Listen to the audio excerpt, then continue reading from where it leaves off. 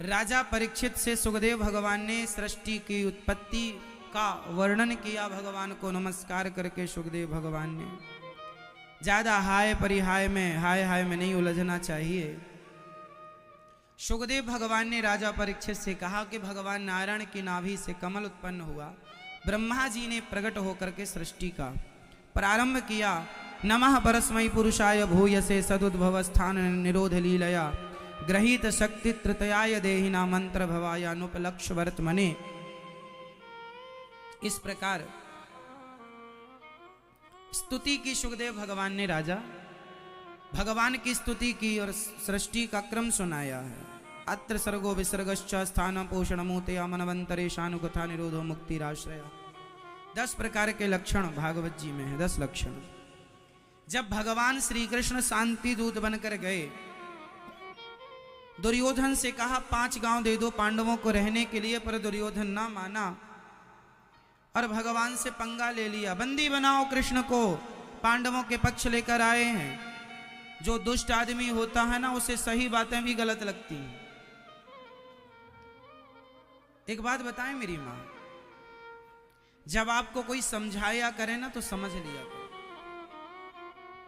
यदि आप हमारे समझाने से नहीं समझेंगे तो फिर आपको समय समझाएगा, और जब समय अपने में आता है समझाने में, दुर्योधन को समझाने कौन गया?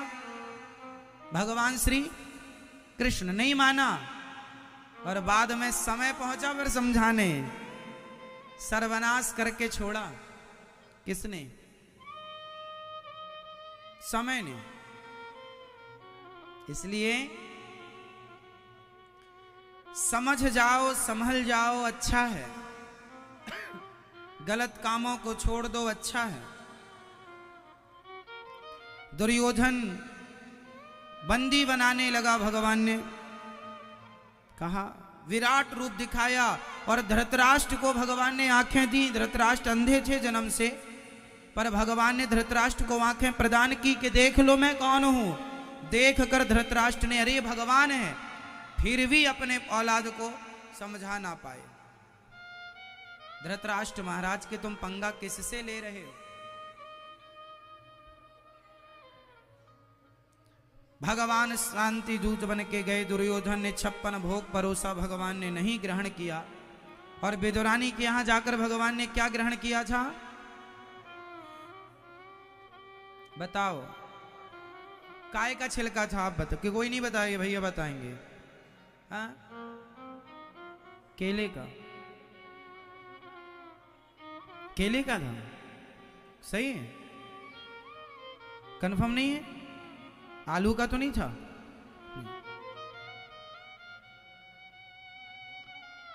छिलका किसका था?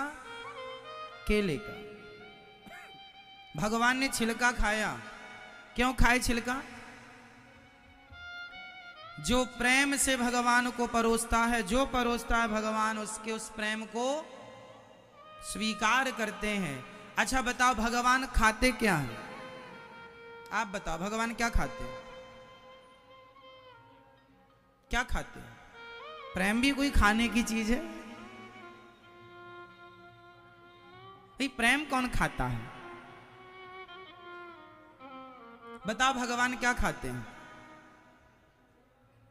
आप बताओ भगवान क्या खाते हैं? भगवान खाते हैं कि नहीं, पहले तो ये बताओ। खाते हैं भगवान कि नहीं खाते? खाते हैं। तो आप रोटियां रखते हैं 2-4, तो 1 आध रोटी कम हो जाती होगी आपके यहां? कम होती है? कम होती है? नहीं कम हुई। इससे क्या सिद्ध हुआ? कि भगवान नहीं खाते। फिर खाते हैं तो क्या और कैसे खाते हैं, ये सिद्ध करना पड़ेगा।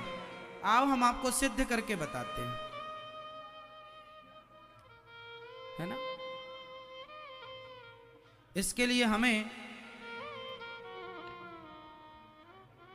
बस एक गुलाब से ही हम आपको समझा देंगे, इतना बहुत। इस विषय को समझाने के लिए पुष्प बहुत है। भगवान खाते हैं तो कैसे खाते हैं, तो क्या खाते हैं समझो। जब आपने थाली पर दाल चावल सब्जी रोटी सजाई और तुलसी पत्र डालकर भगवान जी को अर्पित किया, समर्पित किया, भोग लगाया, तो वह दाल चावल जस की तस वापस मिल जाती है हम लोगों को। भगवान उसमें से रत्ती भर नहीं खाते। इस पर कुछ लोग कहते हैं कि भगवान खाते ही नहीं। वो कैसे खाएंगे?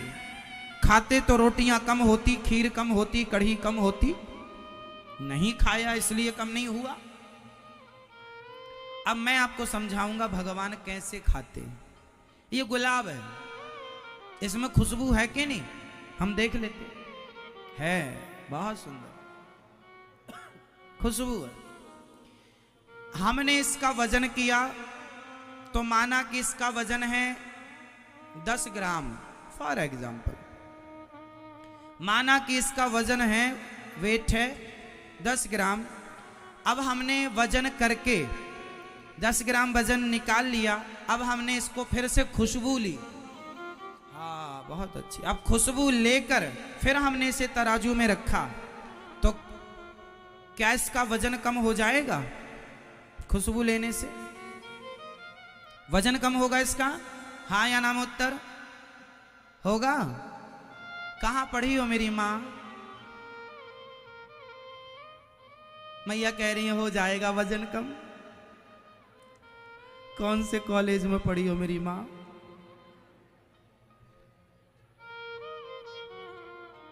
होगा वजन कम? नहीं होगा मेरी मां। भाई हमने खुशबू ही तो ली है, नहीं होगा वजन कम, नहीं होगा। अब इसका वजन तो कम नहीं हुआ। अच्छा, वजन कम ना होने से यह सिद्ध नहीं होता कि मैंने खुशबू नहीं ली। मैंने खुशबू ले ली, मैंने इसको ग्रहण कर लिया, बट इसका वजन कम नहीं हुआ। उसी प्रकार दाल चावल सब्जी रोटी जो आप भगवान को रखते हैं, तो वो दाल चावल कम नहीं होता, पर जो समर्पित करने में आपके अंदर जो श्रद्धा की खुशबू थी आपकी, और आपकी जो श्रद्धा उस भोजन में मिली थी, वो आपकी श्रद्धा और प्रेम की खुशबू को ठाकुर जी ने स्वीकार कर लिया और भोजन आपके लिए प्रसाद रूप में जस का तस छोड़ दिया। तो भगवान दाल चावल सब्जी रोटी खाते हैं, पर सिर्फ वैसे जैसे भौरा गुलाब की पुष्पों की केवल खुशबू पराग लेता है ना? जैसे भौरा सिर्फ खुशबू लेता है ना, उसी तरह भगवान भी भक्तों का दिया प्रसाद स्वीकार करते हैं। खिलाने वाले के अंदर भाव है तो शबरी के जूठे बेर, विदुरानी के छिलका और सुदामा के कच्चे चावल भगवान खाते हैं। खिलाने वाला सुदामा है, खिलाने वाली शबरी और विदुरानी है, तो सब खाएंगे। और खिलाने वाला दुर्योधन है तो 56 भोग भी। तो भगवान तो खाने को तैयार हैं, तुम खिलाने वाले बनो तो सही। भगवान इसलिए बिना भोग लगाए भगवान जी का कुछ नहीं खाना चाहिए। खान पान कैसा हो, आप कैसा खाते हैं? आप लोग कैसा खाना पसंद करते हैं? एकदम मिर्ची वाला, मसाले वाला?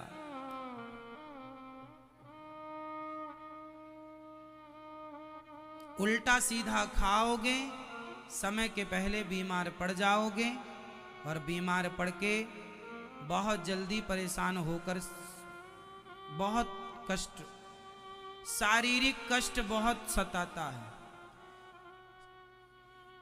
अब जितने लोग आप बैठे हैं, मैं आपकी सकल सूरत देखकर बता सकता हूं कि आप क्या खाते हैं। आपका बढ़ा हुआ पेट, आपकी बढ़ी हुई चर्बी, ये बताती है कि आपको खाने का कोई ज्ञान नहीं है।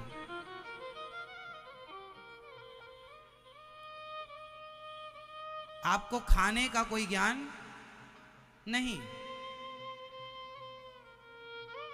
अनकंट्रोल वेट हो गया, बढ़ता गया।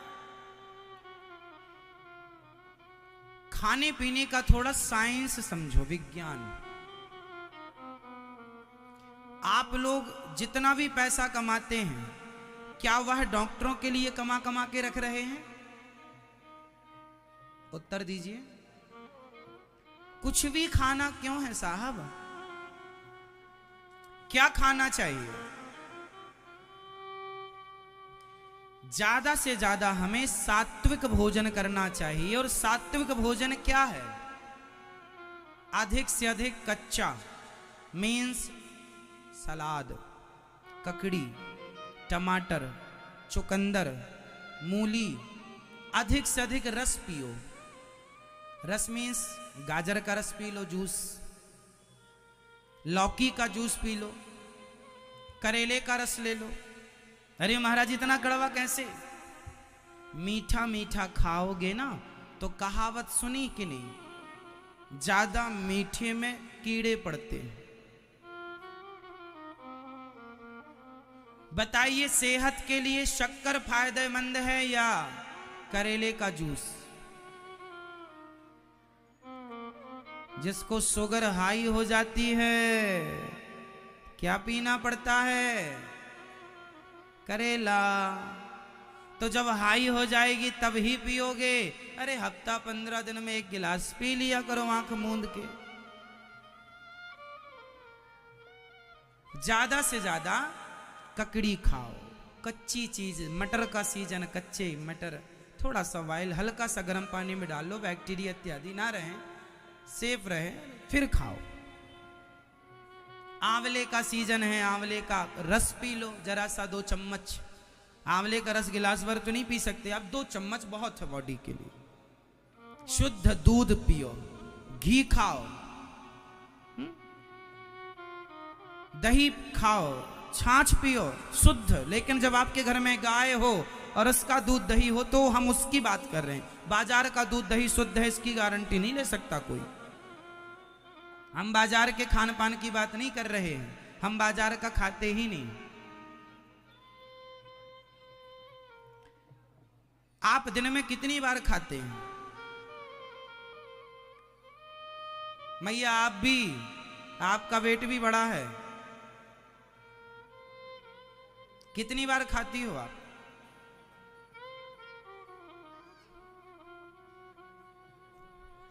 दो बार। अच्छा है 2 बार खाती हो। चलो आप सब लोग पढ़े लिखे हैं, जरा फटाफट बताओ, खाया हुआ भोजन, किए गए भोजन को पचने में कितना समय लगता है? शरीर कितने समय में आपका भोजन पचाता है? फटाफट बताओ आप। कितना? 9 घंटे में। शरीर का साइंस जरूरी है जानना। कितना? आप बताओ। हाँ, हम जो भी खाते हैं उसको पचने में कितना समय लगता है? हमारी बॉडी को कितना समय लेती है? बॉडी, शरीर हमारी जठराग्नि उसे पचाने में कितना समय लेती है? हाँ, हम जो भी खाते हैं, चाहे चने का 1 दाना खाएं, बादाम का एक बादाम खाएं, या हम 2 रोटियां खाएं, या हम जरा चावल खाएं, या भरपेट भोजन खाएं, भोजन को पचने में 4 ही घंटे लगेंगे। इसलिए भोजन हमेशा 4-4 घंटे के डिस्टेंस में होना चाहिए, दूरी में। आपने 2 घंटे पहले खाया फिर खाने लग गए, ये भोजन तुम्हारी जान लेगा, समय के पहले बीमार बना के तुम्हारी हत्या कर देगा। भोजन जहर है यदि अनियमित खाया जाए तो, और नियमित खाया जाए तो भोजन औषधि। अच्छा बताइए, भोजन क्या है? भोजन औषधि है। रोटी क्या है? गेहूं क्या है? चुकंदर, गाजर, ककड़ी, मूली, सलाद इत्यादि जो है वो सब क्या है भाई? गाजर का, चलो पालक खेत में होती है, पालक एक प्रकार की औषधि है। लाल भाजी, मेथी की भाजी एक प्रकार की औषधि है। सरसों की साग और जितनी भी साग हरी होती हैं सब एक प्रकार की क्या है?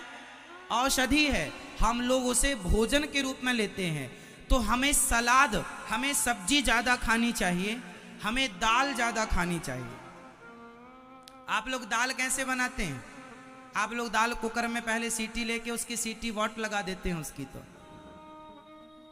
दाल मर जाती है वो जो आप कुकर में बनाती हो। आप लोग ना इतने बड़े बड़े समझदार पढ़े लिखे हैं, लेकिन आप लोगों को खाना पीना नहीं आया।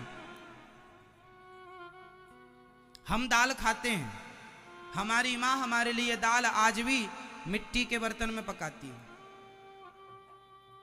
आज भी मिट्टी के बर्तन में हमारे लिए दाल हमारी माँ पकाती है। और दाल बना के पुराना, बताइए पहले के लोग दाल में छौंका कैसे लगाते थे?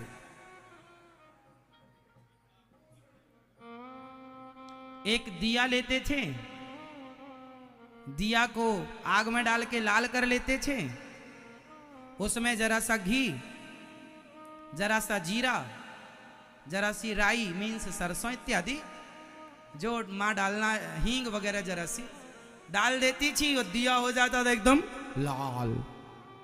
लाल हो गया दिया, और दिया लाल हो गया, उसमें सब डाल दिया जरा सी हरी मिर्ची, जरा सा, है ना, और फिर उसको डाल दिया दाल में। दाल जो उबली हुई रखी थी उसमें डाल दिया, ढक दिया, लो दाल तैयार है, छौंका लग गया। ये छौंका लगता था। वो दालें जो मिट्टी के पात्र में बनती थी, वह दाल आज की कुकर की दाल से कई गुना ज्यादा हेल्दी थी। इसलिए हम आपसे हाथ जोड़ के कह रहे हैं, खाना पीना तो अच्छा खाओ। बीमार पड़े हो, बीमार बन के, जब देखो, जब मेरा मानना है जब तक जियो स्वस्थ जियो, और स्वस्थ ही मरो। और आदमी बीमार तब मरता है जब खान पान तुम्हारा बिगड़ता है। खान पान कैसा बिगड़ जाता है। इसलिए जितना शुद्ध, देखो स्वाद, ये तुम्हारी जो 3 अंगुल की जिह्वा है, 3 इंच की, ये स्वाद के चक्कर में तुम्हारा पतन करती है, नाश करती है। स्वाद के चक्कर में ना पड़ो। ये स्वाद के लिए तो कहां कहां फिर सारी जिंदगी सारा घूम लो, स्वाद से कितना खाए आप, तृप्ति मिली? स्वाद के हिसाब से ना खाओ, स्वास्थ्य के हिसाब से खाओ। स्वाद के हिसाब से खाओगे जल्दी बीमार पड़ जाओगे। तो किसके हिसाब से खाना है? जोर से, स्वास्थ्य के अनुकूल रहो, ना कि स्वाद के। पिज्जा, बर्गर क्या है? ये जहर है, चलता फिरता जहर है ये। इस जहर से बच सको तो बचो, और अपने बच्चों को बचा सको तो बचाओ। और भोजन, सुबह थोड़ा सा फल लिया करो, जूस लिया करो सुबह, दोपहर को भरपेट भोजन किया करो, और रात्रि का खाना छोड़ दो। रात को जो खाएगा वो जल्दी बीमार पड़ेगा, आज नहीं कल। पहले के लोग, आज के 100 साल 50 साल पहले लोग कितने बजे खाते थे? लास्ट उत्तर दो, फटाफट बताओ, इतना टाइम नहीं है हमारे पास। पहले के लोग या तो सूर्यास्त के पहले खाते थे, या सूर्यास्त होने के आधा घंटा के अंदर, मतलब 6 बजे, अधिकतम 7 बजे रात्रि में, शाम को 7 बजे खा पी के सर्दियों में आदमी, हमारे गांव में तो आज भी 7:30 8 बजे आदमी सो जाता है। आज भी मतलब आज की डेट पर भी। तो सूर्य अस्त होने के पहले आप भोजन करिए, इसका साइंस समझिए। सूर्य अस्त होते ही हमारी जठराग्नि जो है वह मंदी हो जाती है, मंद पड़ जाती है, कम हो जाती है। जब तक सूर्य का प्रकाश है तो वो काम करती है। अब रात्रि को काम, तो जो खाओगे उसमें से कुछ तो पच जाएगा, पर कुछ पचेगा नहीं, सड़ेगा। और सड़ेगा तो वह नाना प्रकार की, अभी तो जवानी है साहब, कुछ समझ में नहीं आता, लेकिन एक समय के बाद फिर लीवर, किडनियां जवाब देने लग जाती हैं। इसलिए खान पान ठीक कर लो। ये दास अनिरुद्ध आपके सामने बैठा है, मैं रात्रि को भोजन नहीं करता। कब से नहीं करता? बहुत समय से नहीं करता। मैं रात को नहीं खाता। बैठने का काम है ना हमारा, हम बैठ के आपको कथा सुनाते हैं। स्वास्थ्य का ध्यान नहीं रखेंगे तो 3.5 घंटे बैठ नहीं पाएंगे। कितना हमें पानी पीना है, कितना हमें खाना है, और खाने में क्या खाना है हमें याद है, आप लोगों को याद नहीं है। आपका बढ़ा हुआ वेट, वजन इस बात का गवाह है कि आप लोग अपने स्वास्थ्य को लेकर के गंभीर नहीं। क्या होंगे आप? स्वास्थ्य को लेकर गंभीर होंगे। रात्रि का भोजन टोटली बंद, सूर्य अस्त होने के पहले खाएंगे। और ये जो तुम्हारी जिह्वा है ना, इसके चक्कर में नहीं पड़ेंगे।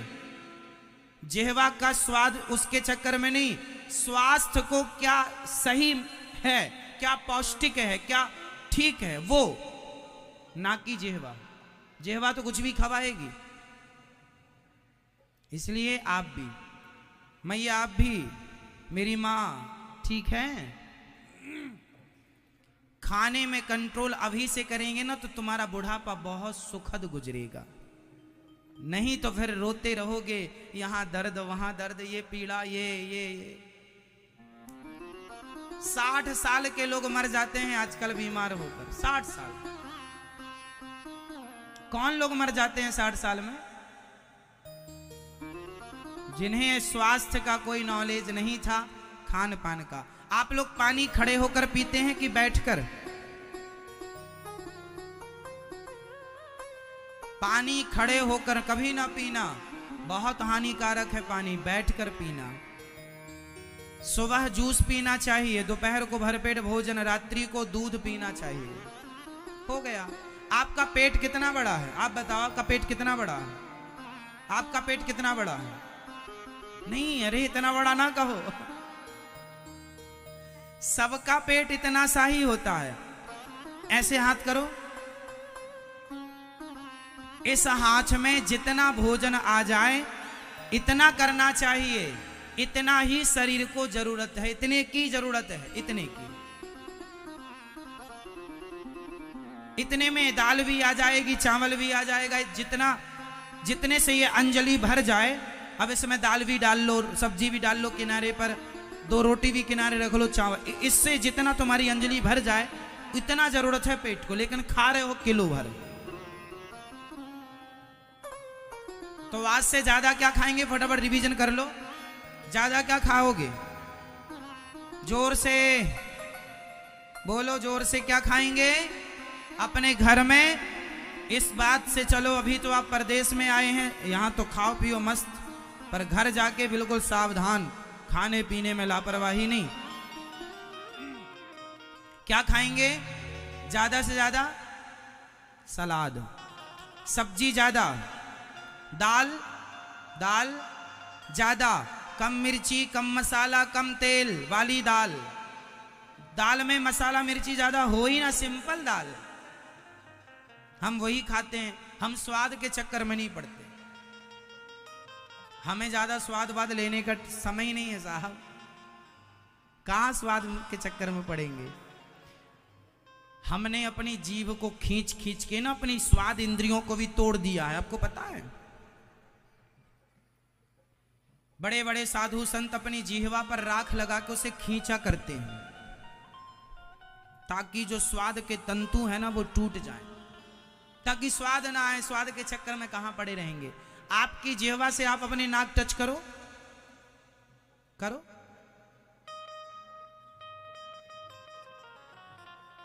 आप करो, आप करो। नहीं, आप नहीं करते ना, हम कर लेते हैं, पर करके अभी बताएंगे नहीं।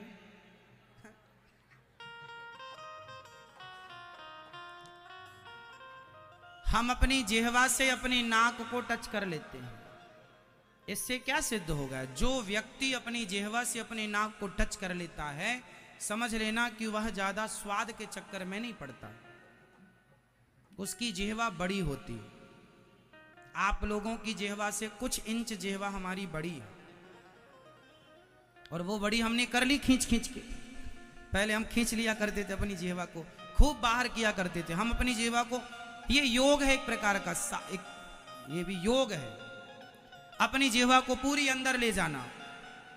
अंदर एक तार लटक रहा होता है, सबके अंदर एक तार होता है, उस तार को छूना है अपनी जिह्वा से, छू लो, छू लेंगे, पॉसिबल है। असंभव कुछ भी, हम ऐसा कुछ नहीं बता रहे हैं कि आप लोग ना कर सके।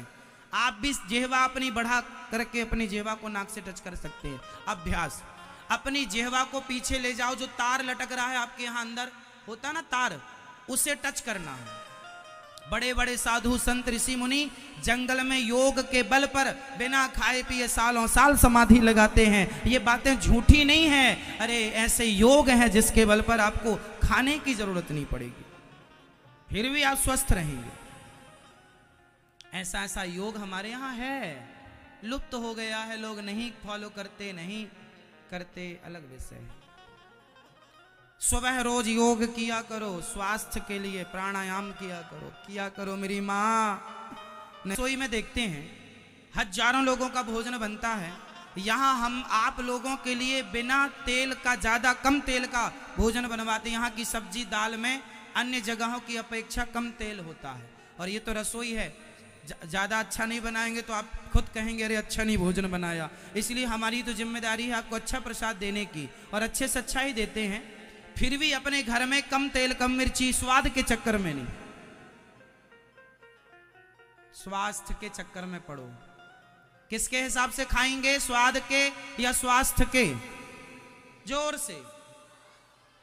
तो खाने पीने में कोई लापरवाही नहीं, चाहे जब कुछ भी नहीं, कहीं भी खड़े होकर कुछ भी खाना।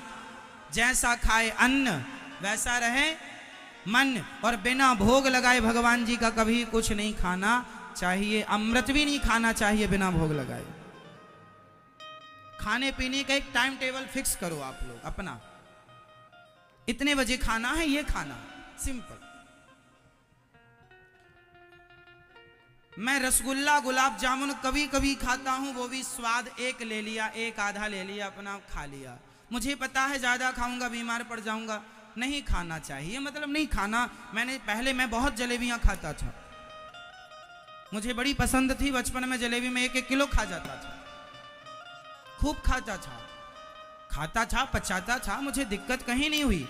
पर जब से मुझे ज्ञान हुआ कि स्वास्थ्य को लेकर थोड़ा सा सजग होना चाहिए, और मुझे दिक्कत होने लगी थी कुछ दिन पहले।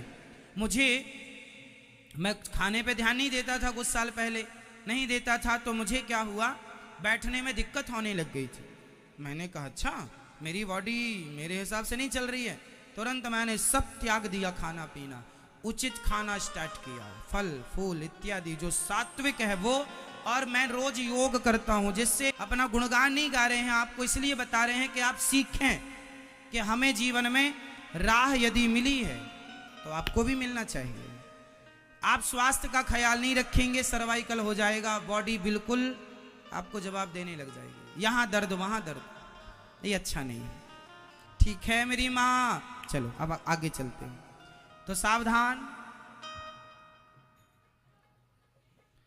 अब सुखदेव भगवान ने बताया कि भगवान इतने करुणामय हैं कि वह विदुरानी के घर जाकर छिलकों का भोग लगाते हैं, न जाने कौन से गुण पर दया निधि रीझ जाते हैं। मनु जी महाराज फिर जब भगवान धराधाम को छोड़कर गए, तब विदुर जी मैत्रेय जी के पास गए और मैत्रेय जी से कहा भगवान ये सृष्टि क्यों करते हैं? तब भगवान मैत्रेय जी ने कहा भगवान नारायण की नाभि से कमल उत्पन्न हुआ, कमल में ब्रह्मा जी प्रकट हुए, और ब्रह्मा जी के शरीर से 2 लोग प्रकट हुए, मनु और शत्रुपा। फिर 12 भगवान प्रकट हुए जिन्होंने पृथ्वी की स्थापना हिरण्याक्ष को मारकर की। बोलिए 12 भगवान की। मनु और शत्रुपा, हम मनु की संतान होने से हमें मनुष्य कहा जाता है। हमें क्या कहा जाता है? हमें क्या कहा जाता है? मनुष्य। अच्छा, मैं एक छोटी सी बात और बता दूं, एक छोटी सी बात रह गई उस सब्जेक्ट से जुड़ी, स्वास्थ्य से। आपको पानी दिन में कितना पीना चाहिए, ये साइंस समझ लीजिए इसका। आपको कितना पानी रोज पीना, आप कितना पानी रोज पीते हैं? 5 गिलास, हाँ 6 लीटर रोज पीते हैं। तो आप 6 लीटर किस हिसाब से पीते हैं?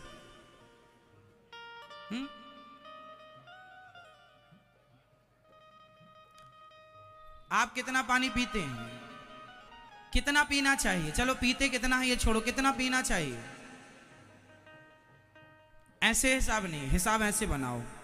हमारा जो वेट है, हमारा जो वजन है 20 किलो यदि आपका वजन है तो आप 1 लीटर पानी पीजिए। आप 40 किलो के हैं, आप 2 लीटर पानी पीजिए। आप 60 किलो के हैं, आप 3 लीटर पानी पीजिए। आप 80 किलो के हैं, आप 4 लीटर पानी। प्रत्येक 20 किलो में आपको 1 लीटर पानी पीना है। यदि आपका वेट 80 किलो है तो आपको 4 लीटर पानी पीना चाहिए। पानी ज्यादा भी नहीं पीना चाहिए और पानी कम भी नहीं पीना चाहिए। सही पानी की मात्रा क्या है? कैसे पता लगता है कि हमारे शरीर में पानी की कमी नहीं है? जब आप वॉशरूम जाते हैं, बाथरूम जाते हैं, तो आपके द्वारा जो आप बाथरूम करते हैं वो बिल्कुल स्वच्छ पानी की तरह है। तो समझ लीजिए कि यदि आप पानी की मात्रा ठीक ले रहे हैं। यदि उसमें पीलापन है तो समझ लीजिएगा कि आपके बॉडी में पानी की कमी है, और वो नहीं होनी चाहिए। पानी की कमी से बहुत सारे रोग होते हैं। कोई भी बीमार पड़ता है, सबसे पहले डॉक्टर बोतल चढ़ाते हैं, पानी की मात्रा ग्लूकोज देते हैं। इसलिए सही मात्रा में बच्चों को सिखाओ, खाना पीना सिखाओ। वेट कर लो, अपना वजन कर लो। यदि आप 80 किलो के हैं, 70 किलो के हैं, उस हिसाब से पानी पीजिए। एक बोतल नाप लीजिए कि आपकी गिलास कितने 250 ग्राम की है कि 200 ग्राम की है। कितने आप 16 गिलास पानी पीते हैं, उस गिलास को नाप लीजिए कि 16 गिलास से वो कितना लीटर पानी आपकी बॉडी में जा रहा है। ठीक है, ये बहुत बड़ा विज्ञान है। यदि मेरे इस हिसाब से, मेरी इस थ्योरी से चलोगे तो जब तक जियोगे स्वस्थ जियोगे, गारंटी लेता हूं। और दूसरा, भोजन करने के बाद कभी भी पानी मत पीना। भोजनांते विषमवारी, भोजन के तुरंत बाद पिया पानी जहर है। भोजन के कितनी देर बाद पानी पीना चाहिए? जोर से 1 घंटे बाद। और पानी ठंडा पीना चाहिए कि गर्म गुनगुना? जोर से।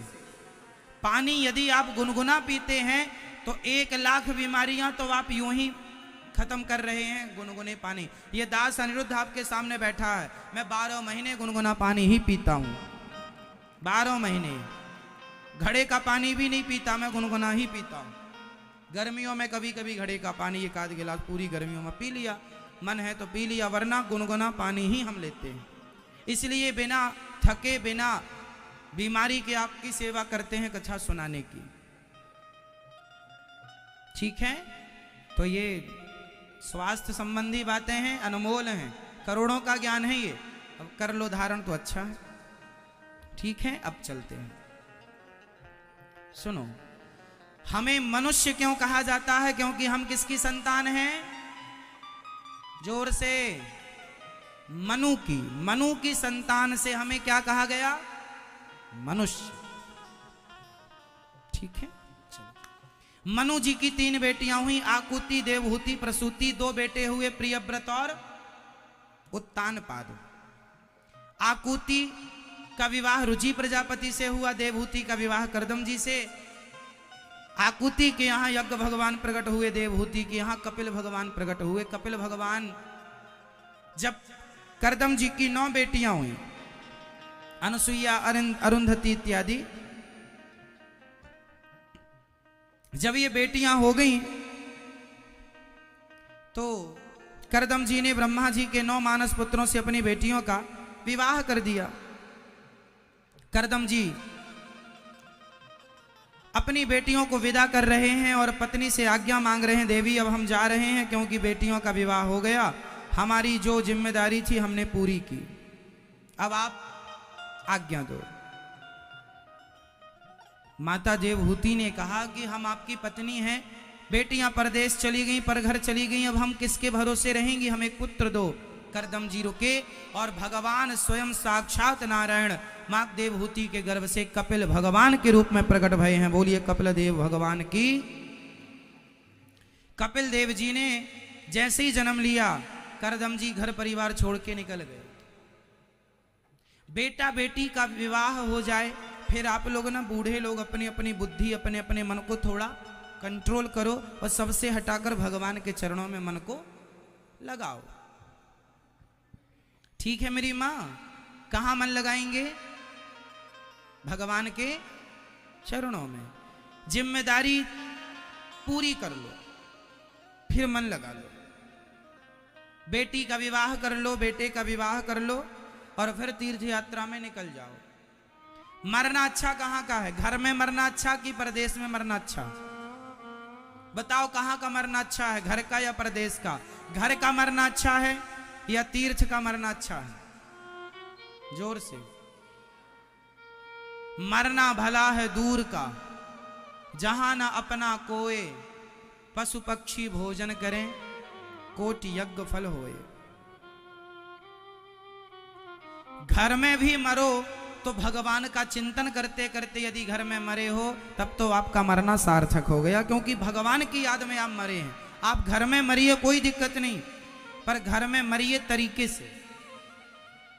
आप लोगों को मरना भी नहीं आया, कैसे मरना है वो भी हम आपको बताएंगे। देखो सब कुछ हमें बताना पड़ता है, कैसे मरना है।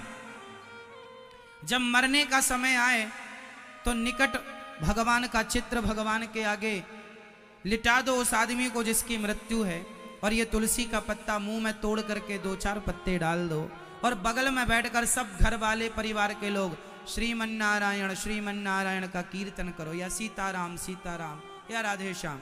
भगवान का नाम सुनते सुनते मरेगा मरने वाला, तो भगवान का नाम सुनते सुनते या बोलते बोलते मरेगा तो भगवत धाम को जाएगा। और यदि संसार का चिंतन करते मर गया तो उसकी दुर्गति होगी। आप क्या चाहते हैं? आपके बाप दादों की दुर्गति हो या सदगति होए?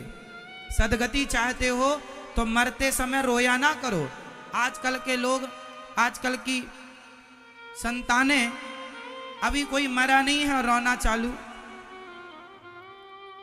बेटे आजकल ऐसे हैं, माँ बाप जिंदा होते हैं गिलास भर पानी नहीं देते, और माँ बाप मरने लग जाएं तो रोने पहले आएंगे।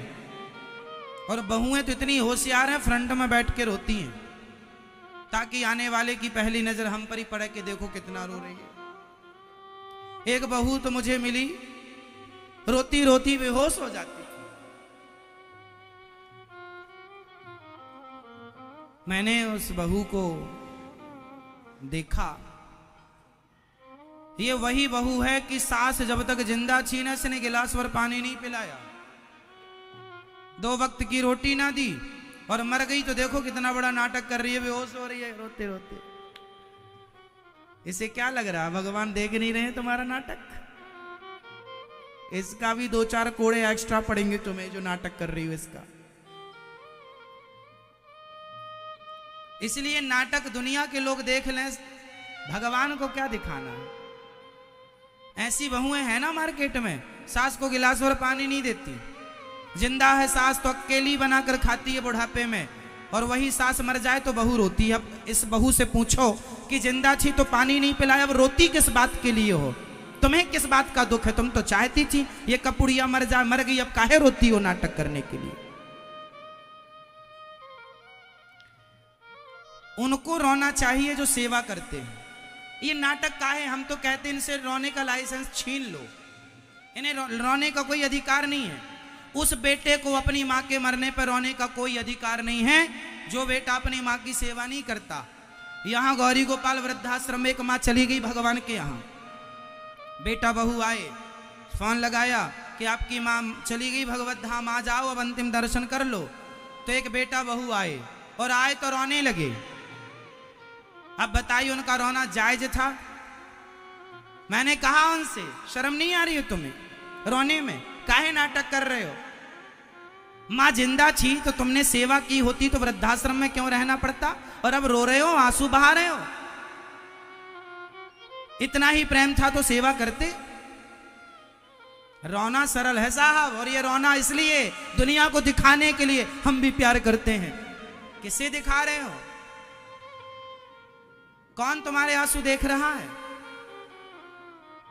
ये नाटक कहीं और करना साहब, भगवान सब देख रहे हैं। इसलिए प्रेम करो, सेवा करो, इंसानियत के नाते इंसानों की सेवा करो। मरने के बाद रोने के लिए तो दुश्मन भी आंसू बहाएगा आपके मरने में। जीते जी जो आपका सहारा बने, आपको सहयोग दे, वो आपके लिए भगवान तुल्य है, उसका सम्मान आदर करना चाहिए। जो बहुएं सेवा करती हैं वो रोए समझ में आता है, पर जो दिन रात मरने का जाप करती थी, कब सास मर जाए, कब सास मर जाए, वो सास मर गई, अब बहू रो रही है, इतना बड़ा नाटक कर रही है, बताओ क्यों? मेरी माँ सही है, आपकी सास है, सेवा करती हो, नहीं तो रोना मत, फिर खबरदार जो रोई तो।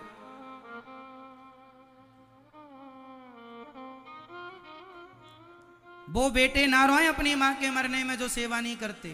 अब नाटक किस बात का है? क्यों जी, सही है या गलत है, बताओ भाई। इसलिए अपनी मां को भगवान की तरह प्यार करो, अपनी सास को अपनी मां की तरह प्यार करो और सेवा करो। इंसान कब चला जाए, कौन कब चला जाए, थोड़ा इंसानों की तरह रहना सीखो साहब। आजकल का आदमी कम, शैतान ज्यादा हो गया है। इसलिए मां की सेवा, बड़ों का सम्मान आदर करना सीखो।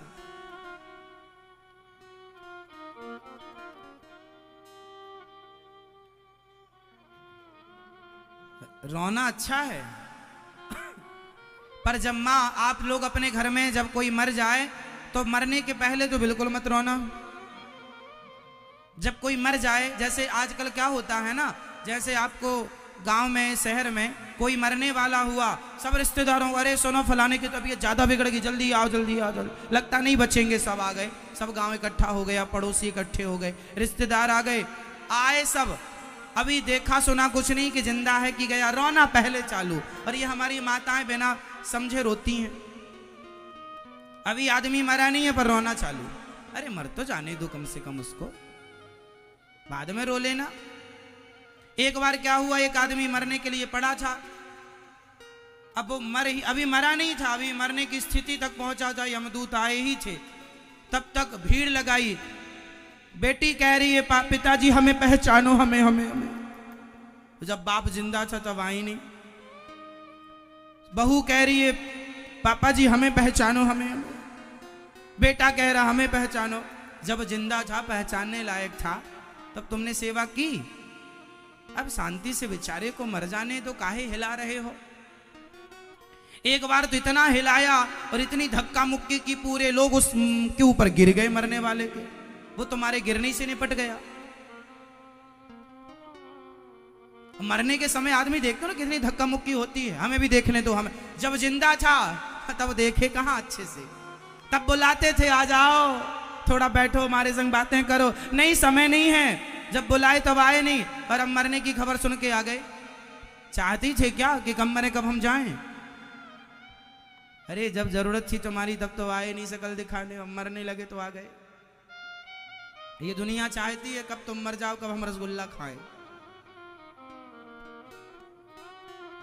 इसलिए दुनिया के चक्कर में ना पड़ो मेरी माँ, अपना आराम से जियो और आराम से मरो अपनी मस्ती में, किसी के आने का इंतजार नहीं। अब बूढ़े लोग आजकल ये गाना गाते, हमारा पोता कहाँ, उसे दिखा दो हम जाने वाले हैं, पोता हमारा बेटा। ये पोता पोती गाना गाती ना मरना मेरी माँ, राम राम जपती मरना, श्री कृष्ण गोविंद हरे मुरारी। हाँ, और जब मरने लगना तो सबसे अलग घर वाले बच्चों को, आप सभी को मैं बोल दे रहा हूं, जब आपके बाप दादे मरे तो उनको एकांत में लिटा दो, सामने भगवान का चित्र रख दो, मुंह में गंगा जल डाल दो, तुलसी दल डाल दो और बैठकर कीर्तन करो, श्री कृष्ण गोविंद हरे मुरारी। बोलो श्रीमन नारायण, बोलो श्रीमन नारायण, श्रीमन नारायण, श्रीमन नारायण बोलो जोर जोर से, ताकि उसके कान में शब्द जाए और वो भी बोले नारायण नारायण, बोलता मरेगा, सदगति होगी। बाद में रो लेना जितना जी करे, अभी कम से कम उसकी मृत्यु के समय तो सावधान रहो। भगवान का नाम इतना तो करना स्वामी, जब प्राण तन से निकलें, गोविंद नाम लेकर मेरे प्राण तन से निकलें, उस वक्त जल्दी आना, नहीं श्याम भूल जाना, मुरली मधुर बजाना, जब प्राण तन से निकले। तो मरना भी सीख लो। बिना तैयारी के मर जाते हैं लोग।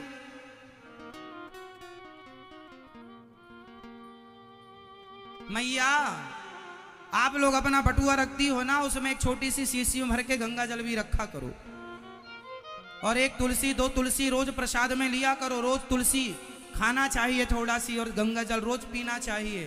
पता नहीं कहाँ जाए क्या हो जाए, इसलिए हमारी दुर्गति ना हो किसी प्रकार से। कोई गंगा जल डाले ना डाले, तुलसी डाले ना डाले, अपना तुलसी ठाकुर जी को चढ़ाकर प्रसादी नित्य लेनी चाहिए।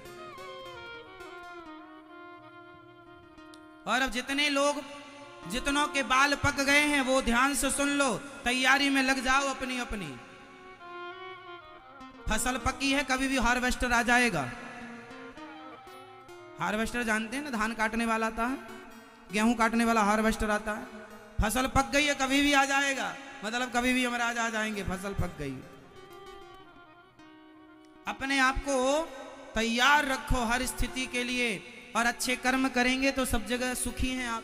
तो मरने के लिए आप सभी लोग क्या करेंगे, जो मरने वाला है उसके बगल में रोएंगे नहीं, बल्कि भगवान का जोर से नाम जपेंगे। मरने वाला है, जल्दी से कोई ब्राह्मण को बुला दो, गीता पाठ करा दो। तुमसे आवे कोई गीता पुराण ना आवे तो सीताराम सीताराम बोलने लग जाओ जोर जोर से, ताकि मरने वाले के कान में सीताराम सीताराम पड़े, उसके कान में जोर जोर से सीताराम सीताराम, श्री राम जय जय राम, श्री राम जय, श्री कृष्ण गोविंद हरे मुरारी, हे नाथ नारायण वासुदेव, कुछ भी भगवान का नाम बोलने लग जाओ इनमें से, ठीक है।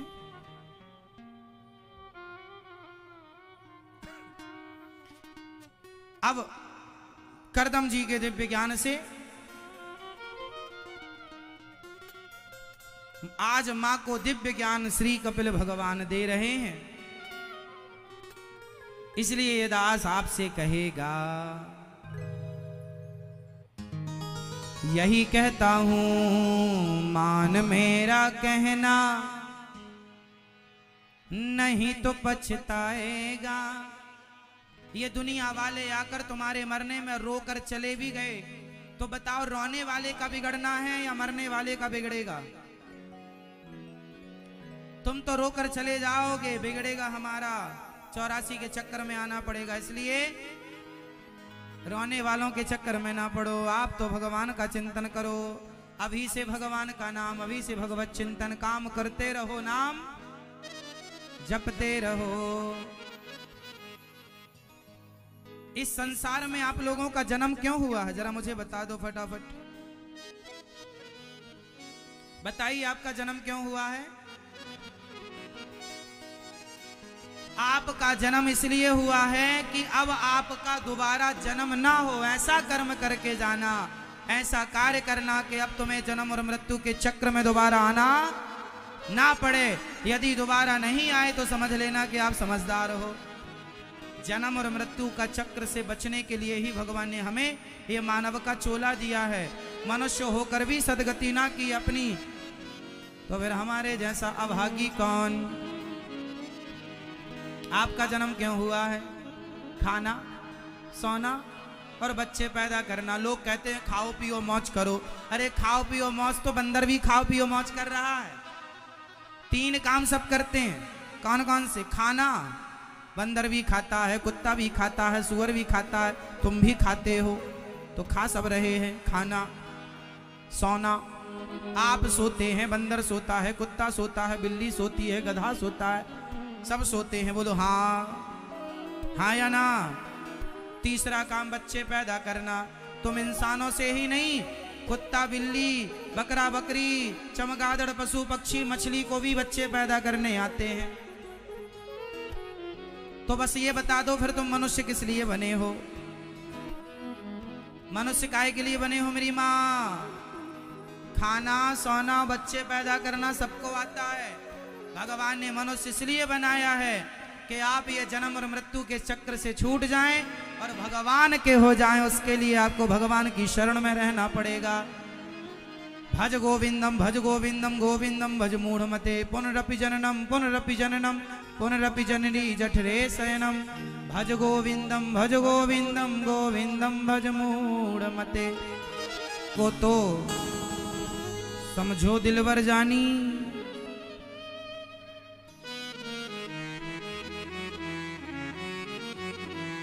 समझ लो। ठीक है मेरी माँ। कपिल भगवान ने बड़ा समझाया। माँ देवहूति ने कहा प्रभु मेरा मन वश में नहीं है, मैं क्या करूं। निर्विण्णा नितराम भूमन सदिंद्रिय तर्षणात् येन संभाव्यमानेन प्रपन्नांधम तमः प्रभो।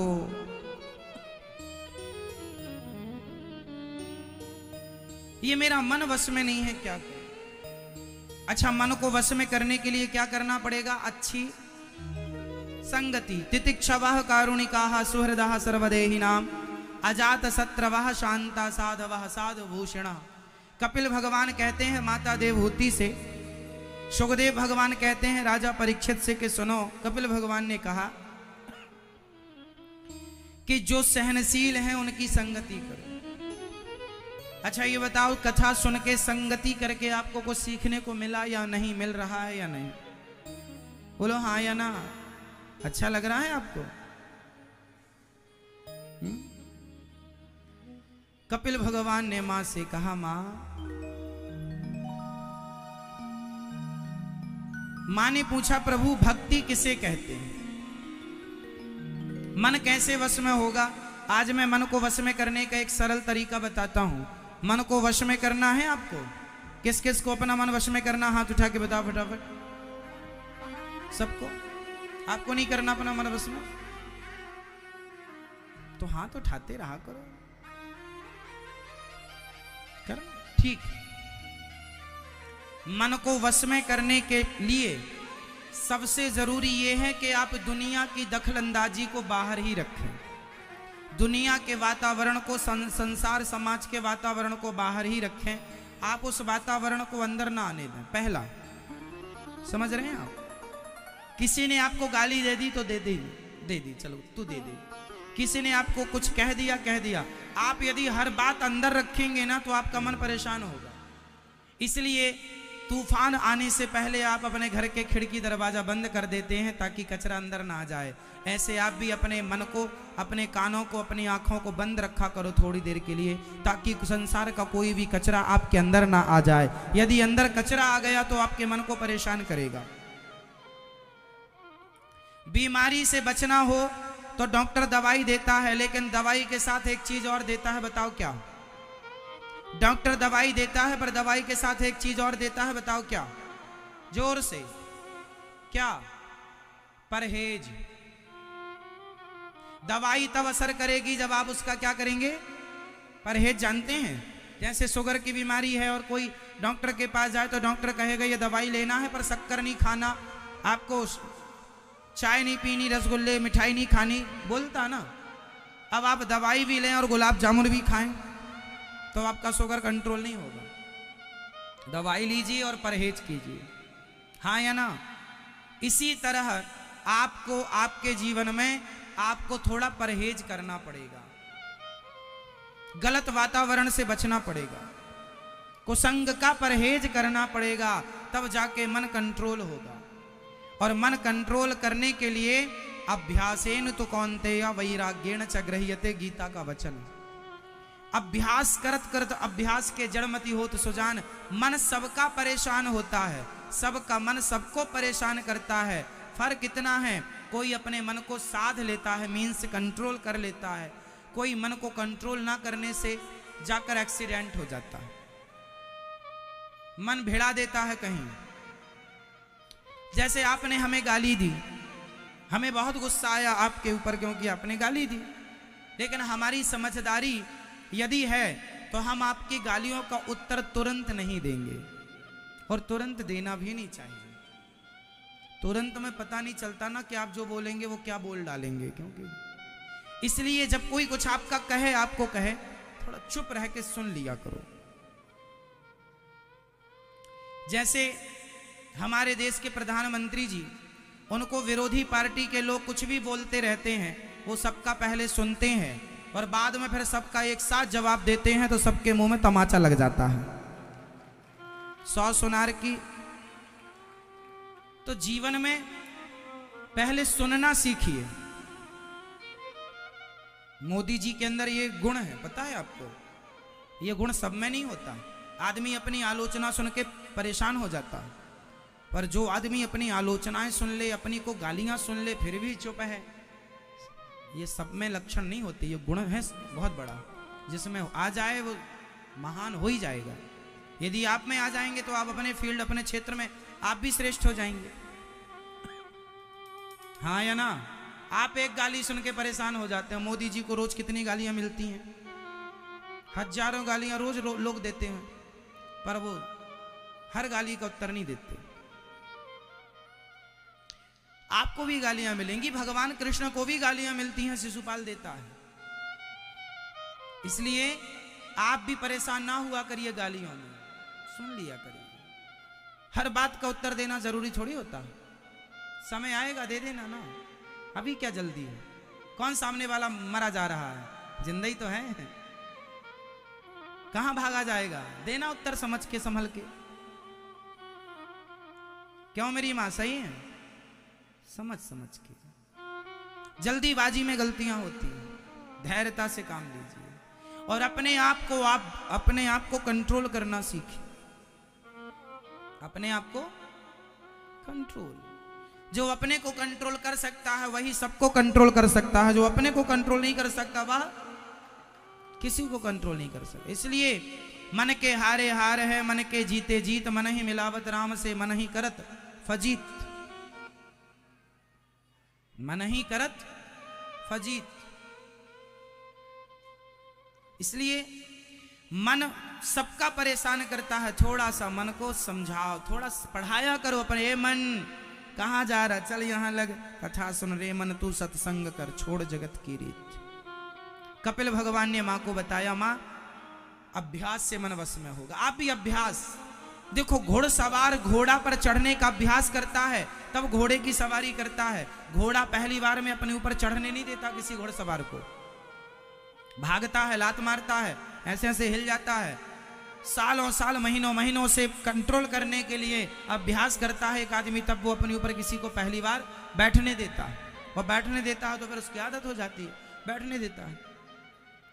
तो कोशिश करने से घोड़े को भी कंट्रोल किया जा सकता है, बोलो हाँ या ना? मंदारी कोशिश करने से वो बंदर को भी कंट्रोल कर लेता है, वश में कर लेता है। कैसे ससुराल जाएगा? गाड़ी से जाता है, कहाँ बैठेगा? दरी में बैठता है, नीचे नहीं बैठेगा। मंदारी का खेल देखा कभी? क्यों? करने वाले बंदर को वश में कर लेते हैं, करने वाले हाथी को वश में कर लेते हैं, सर्कस में शेर को वश में कर लेते हैं, सर्कस में करने वाले चिड़िया को वश में कर लेते हैं, तोते मिट्ठू को वश में कर लेते हैं। एक तुम हो जो अपने मन को वश में ना कर पाए। करने से होगा, करो।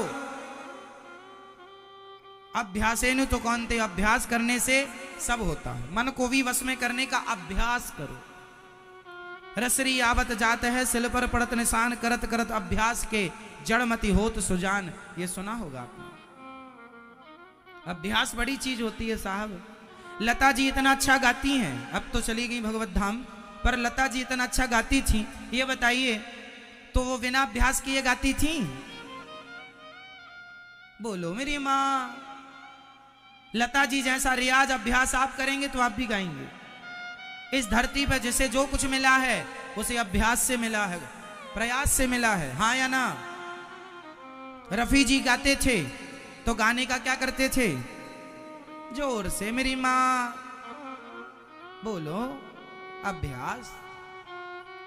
जो रियाज करेगा वो राज करेगा, जो अभ्यास करेगा वो सफल होगा। किसी भी फील्ड में आप चले जाइए, उस काम को जो कर रहे हैं उसका आपको अभ्यास होना चाहिए। तो जब हर चीज का अभ्यास है तो मन को वश में करने का भी क्या होगा? करो अभ्यास। धीरे धीरे मन को पकड़ो, कंट्रोल करो, इच्छाओं को समाप्त करो, इच्छाओं का अंत करो।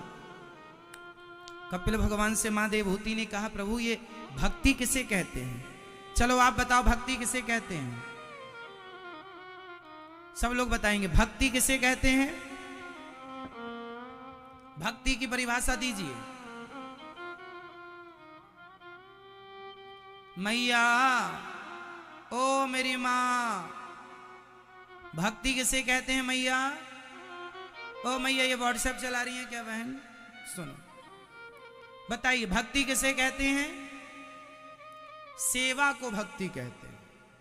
भक्ति मीन्स माला जपना नहीं। माला जपना भी अपनी जगह भक्ति है, मंदिर जाना भी अपनी जगह ठीक है, पर सबसे बड़ी भक्ति है सेवा करना।